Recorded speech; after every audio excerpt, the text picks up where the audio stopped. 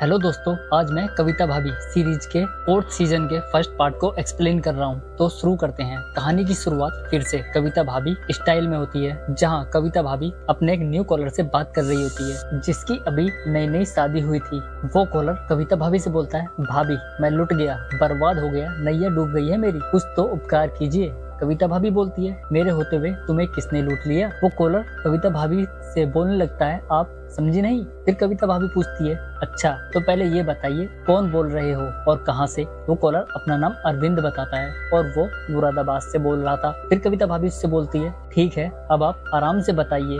वो बोलता है, भाभी मुझ में काम की ज्यादा इच्छा थी, जिस वजह से मेरे पिताजी को मेरी शादी करवानी पड़ी। अभी तक सब कुछ ठीक चल रहा था, लेकिन पता नहीं किसकी नजर लगी, मेरी बीवी के अंदर एक भूत का साया है और वो सारे फकीर पीर को दिखाने के बाद भी कोई फायदा नहीं हुआ है। और जब भी हम अपनी पत्नी को हाथ लगाने जाते हैं तभी वो एक्टिव हो जाता है। अब कुछ बताने को रह ही नहीं गया। फिर भाभी उसे अपनी कहानी बताती है। वो बोलती है, कुछ दिन पहले तो मेरा सामना भी भूत से हुआ था, लेकिन मुझे किसी पीर फकीर की जरूरत नहीं पड़ी, मैंने खुद ही से दूर कर दिया। कॉलर पूछता है, कैसे। भाभी उसे अपनी कहानी सुनाती है। ये कहानी उन दिनों की है जब मेरी सास और भैया अपनी पत्नी के साथ सुहागरात मनाने अपने न्यू फार्म हाउस पर पहुंचे थे, लेकिन उसके पति का दिल तो कविता भाभी पर आ चुका था, यानी मेरे पे। फार्म पहुंचने पर दीनू काका, जो कि फार्म के केयर टेकर थे, वो उन्हें बताते हैं कि यहाँ मंगला नाम का एक भूत रहता है, वो यहाँ किसी को सुहागरात नहीं मनाने देती। रात में हम मंगला को देखते हैं, वहीं न्यू जोड़ा रोमांस करते हैं। वहीं कविता भाभी उन्हें बाहर से देख रही थी और अपने सुख में डूब रही थी। वहीं राज का सुख तो अधूरा रह गया था,